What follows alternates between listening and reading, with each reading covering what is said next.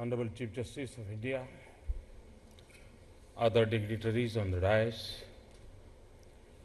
judicial minds from India and abroad, invitees, delegates, ladies and gentlemen, and my dear students. I'm delighted to address the International Workshop on Rule of Law and Sustainable Development. I welcome our friends from abroad and thank for their active participation. This workshop is being organized soon after two important international agreements which happened during 2015. One is the Paris Agreement on climate change. The other is the Agreement on Sustainable Development Goals. Therefore, this conference provides a timely and useful opportunity to discuss the way forward. This is important not only in the national context, but also in the global context. I hope you will keep in mind the welfare of mankind and the concerns of the international community in your deliberations.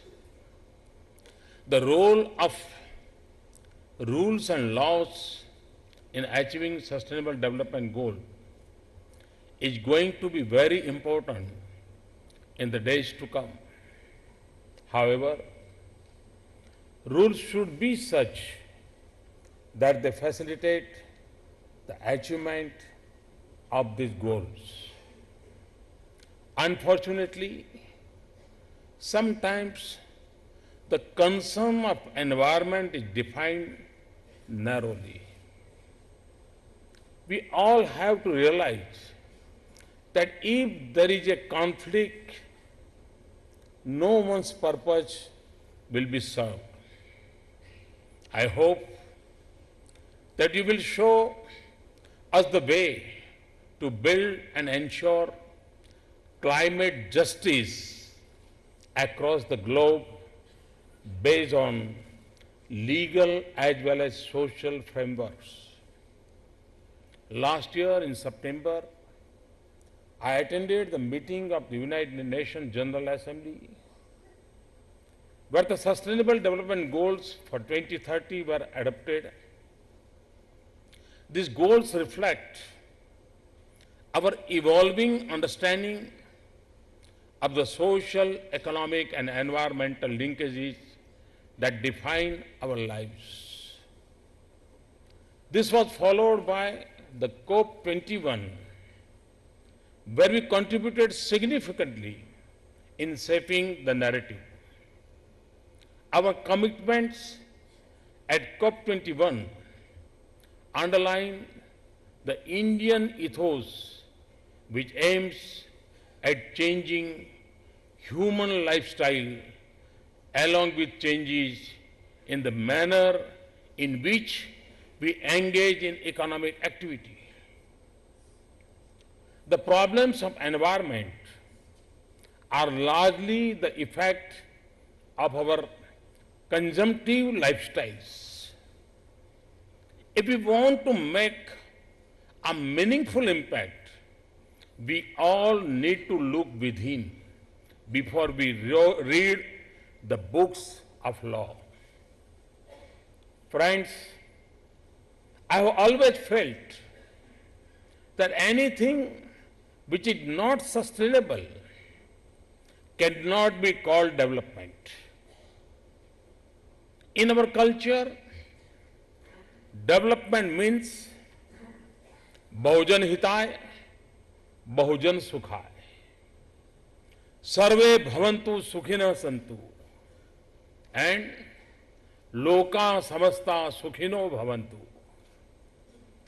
This cannot happen unless the development process is inclusive and sustainable. Anything which compromises on the ability of future generations to meet the requirements cannot be called development. We in India have always believed in sustainability. For us, the law of nature holds great value. If we all observe it, then many man-made laws will not be required. Only the practice of Sahajivan and Sah-Astitva will be enough to help us. In modern terminology, there is a word called stakeholder. A path becomes sustainable if all stakeholders are benefited. However, I must add a word of caution here. The state should be natural. It should be inherent. It cannot be stretched to include those who may be working with ulterior motives. Nature is pure. Hence, only pure intentions can keep it intact. We in India have a strong tradition of living in harmony with nature. We worship nature. We worship the sun, the moon, rivers, land, trees, animals, rain, air, fire.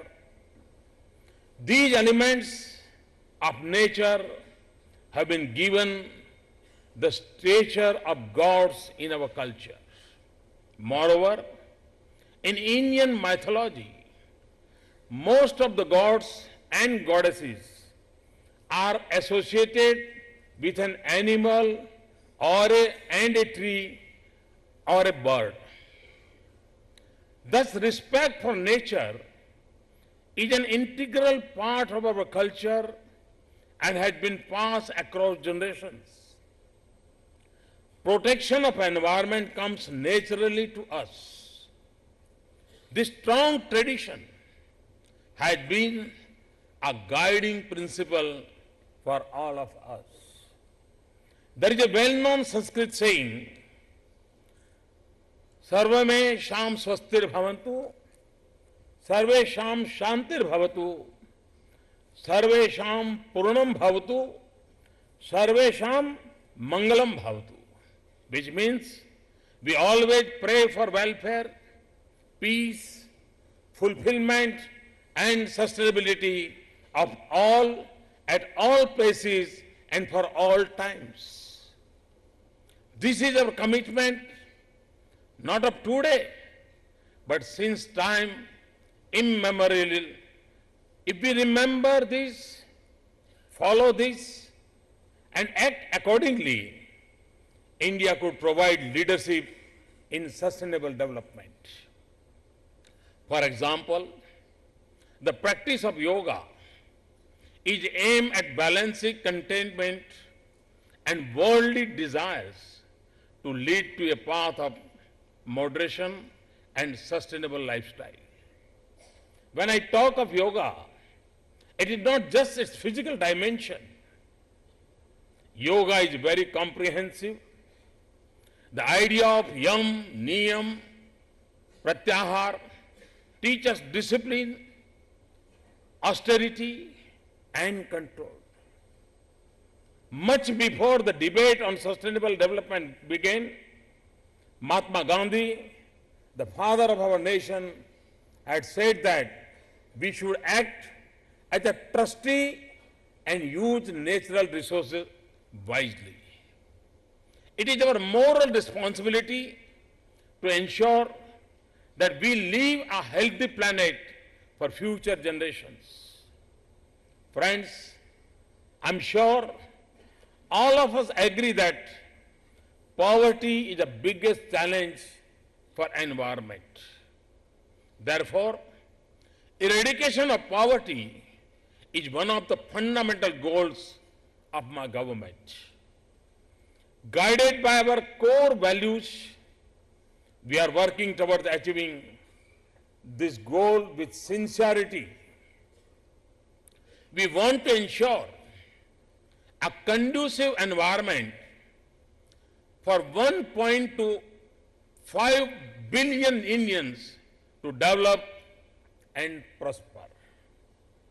We are encouraging education, skill development, digital connectivity, and entrepreneurship to provide an enabling ecosystem for our youth to blossom. We aim to do all this in a sustainable manner. We realize that fulfilling the demand for energy is vital to the achievement of our development goals. This is why one of the first challenges that we took up was generation of 175 gigawatts of renewable energy. We are well on our way to achieving this objective. We have also taken up the Swachh Bharat and Clean Ganga initiatives. I am happy to note that millions of people across the country have joined the cleanliness drive. I take this opportunity to invite the participants to explore as to how we can strengthen this collective endeavor.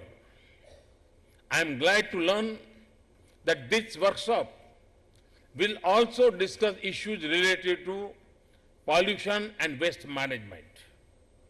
These are issues that need to be addressed proactively.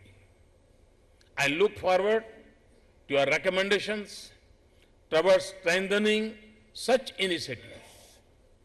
Friends, the problems we face in India today are not unique. Other civilizations have also faced similar problems and were able to overcome them. I believe that through our collective efforts, we will succeed as well. While doing so, we must ensure that we avoid contradictions between our need to develop and develop sustainably. Our culture teaches us union between the Vyakti and Samasti. If we become one with the universal order, there are no conflicts of interest. Therefore, my government is treating the challenge of adapting to climate change as an opportunity rather than a problem. We need to adopt the philosophy of yoga karmashu kaushalam. We must do things in a way that causes minimum damage to the environment. This is kaushal or a mastery. This is what I mean when I talk of zero defect and zero effect. I have written some of my thoughts on this theme in my book, Convenient Action, Continuity for Change. Friends, the rule of law dictates that no one can be punished for another's misdeed. We need to recognize that there are many people who are least responsible for the problem of climate change. They are also the people who still wait for access to modern amenities. They face the adverse impact of climate change more than anyone else. This includes cyclones, droughts, floods, heat waves, and rising sea levels. The poor, vulnerable, and marginalized groups have fewer resources to cope with climate disasters. Unfortunately, the present and future generations are also burdened by laws and agreements on environment. That is why I talk about climate justice. Moreover, the rules, laws, practices, and principles of one country cannot be applied to another uniformly. Every country has its own challenges and its own way of dealing with them.